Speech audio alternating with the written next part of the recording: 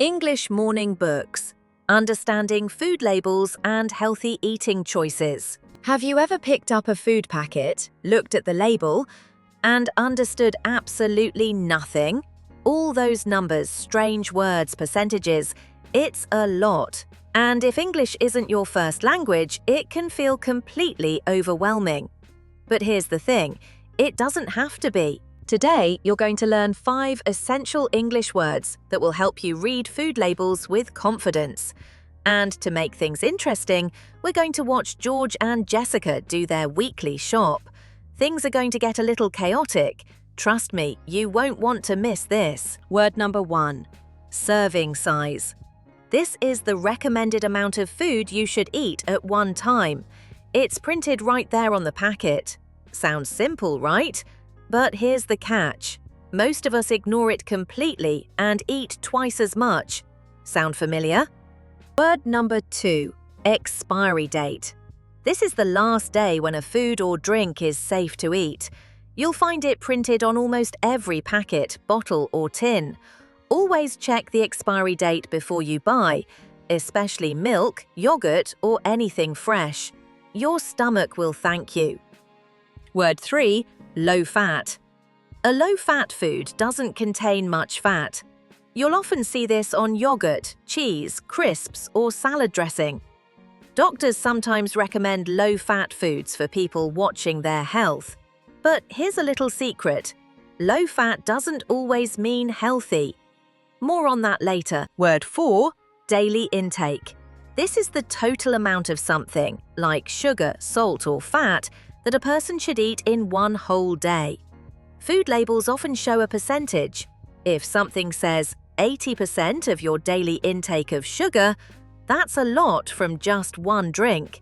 Put it down, step away. And word 5, ingredient. An ingredient is one of the individual foods or substances used to make a product. The ingredients list is usually at the bottom of the label, written in small print. This is actually the most important part of the label, and most people never read it. So, 5 words: serving size, expiry date, low fat, daily intake, ingredient. Say them once with me. Go on, nobody's watching. These 5 words are going to change the way you shop. Now, let's go find George and Jessica. Last I heard, things were already going a little bit wrong. George is doing his weekly shop. He's trying to eat more healthily, doctor's orders. Jessica is visiting from the States and has decided to help, which, as you're about to see, is both wonderful and slightly dangerous. Right then, let's go. Okay, George, I found it. This is the one. This granola is amazing. I eat it every morning back home. It's got oats, honey, dried fruit. It's basically a health food. You're going to love it. It does look good, actually. But hold on. Let me just check the label first. My doctor told me to be more careful about what I eat. She said always read the label before you buy anything. So, let's have a proper look. George, it's granola. It's not rocket science. Oats, fruit, a little honey. What could possibly be wrong with it?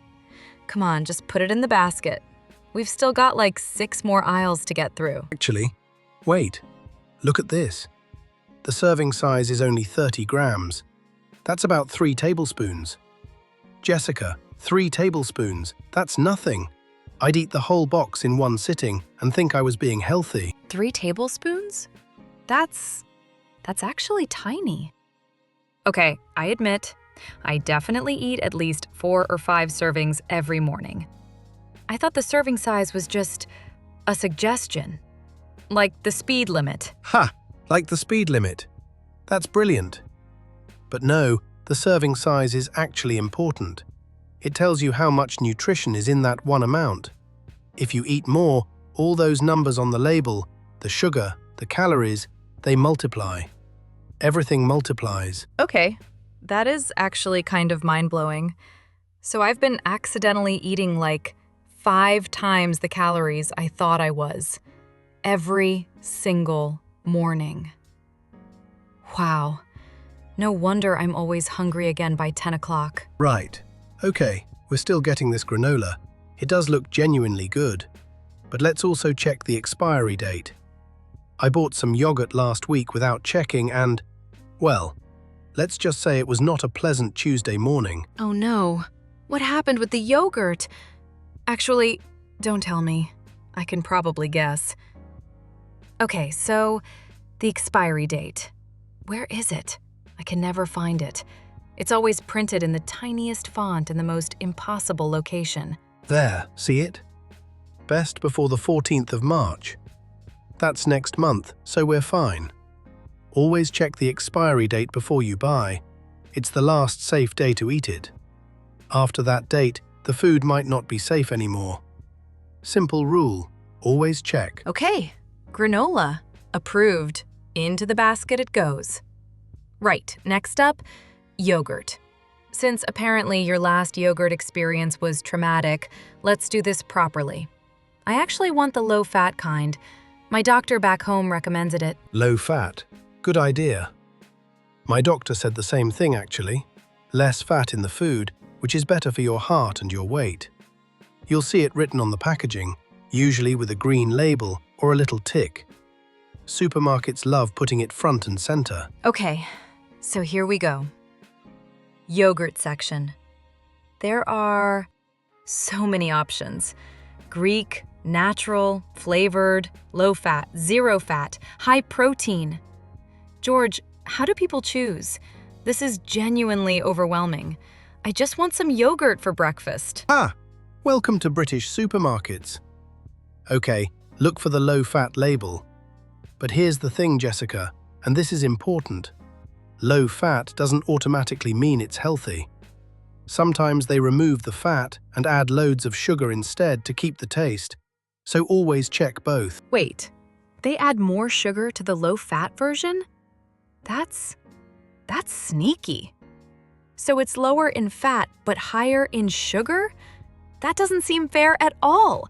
How is anyone supposed to make a good choice if the food is basically tricking you? Exactly. That's why the daily intake percentages are so useful. See this? It shows what percentage of your daily intake of sugar is in one serving. This one says 12%. That's actually not too bad for a yogurt. So this one, I think this one's okay. Okay, so the daily intake percentage. That tells you how much of your whole day's allowance is in just this one food. So if it says 50%, that means half your sugar for the whole day is gone in one yogurt. Got it. That's actually really useful. Exactly right. Right, into the basket. Now, I need to grab some bread. And this is where I always get stuck because I need to check the ingredients list. My colleague at work has a nut allergy, so if I'm bringing anything in to share, I always have to check first. Oh, that's really thoughtful, George. My roommate back home has a gluten allergy, so I always have to check the ingredients on everything I buy, too. It's actually become a habit now. I read the ingredients on pretty much every packet before I buy it. Good habit to have. Here we go, bread section.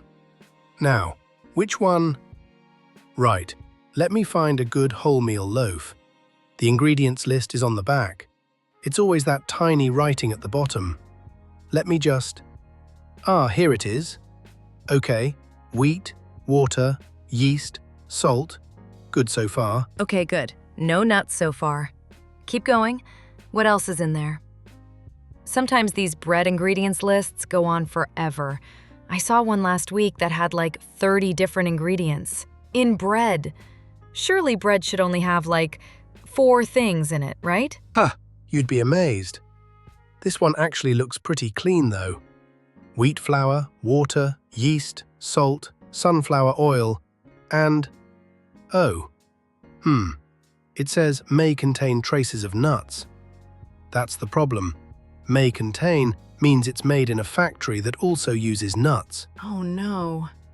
That's such a shame, because that bread looks really nice. So you can't get that one for work. Is there another one? Can we look for one that doesn't have that warning? Your colleague's safety is more important than a nice loaf of bread. Absolutely. 100%. Let's look at this one.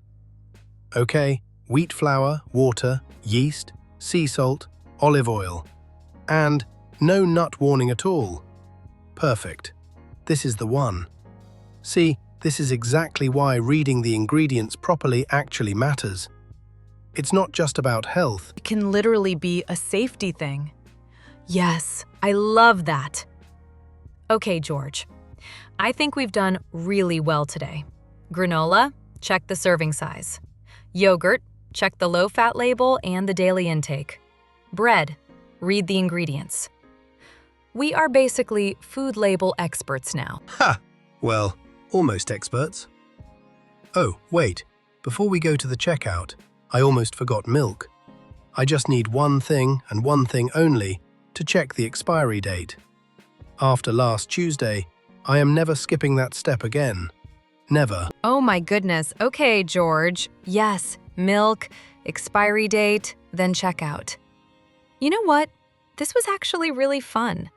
I thought food shopping was just boring, but reading labels properly, it's kind of like a little puzzle. I actually enjoyed that. And there it is. George remembered to check the expiry date on the milk, and this time, Tuesday morning was perfectly fine. They made it to the checkout with a basket full of genuinely good choices, all because they took a few extra moments to actually read the labels. And honestly, that's the whole point. Reading food labels isn't complicated. You just need to know which words to look for. And now, you do. 5 words. That's all it takes to start making smarter, healthier, more confident choices every time you shop. Let's do a quick recap. Serving size. Like George discovered, it's the recommended amount to eat at one time. Expiry date. The last safe day to eat a food. Low fat. Less fat, but always check the sugar too, just like Jessica learned. Daily intake. The percentage of your whole day's allowance in one serving. And ingredient. Every individual thing inside a product. Read that list. It might just protect someone you care about, like George's colleague. You just learned 5 words that will genuinely change the way you shop. Now, your turn. Write a comment below and tell me, what is one ingredient you always check for on a food label? I read every single comment, and I'd love to hear yours. If you enjoyed this episode, subscribe. Next time we're going to the restaurant, and ordering food in English is a whole different adventure. See you there.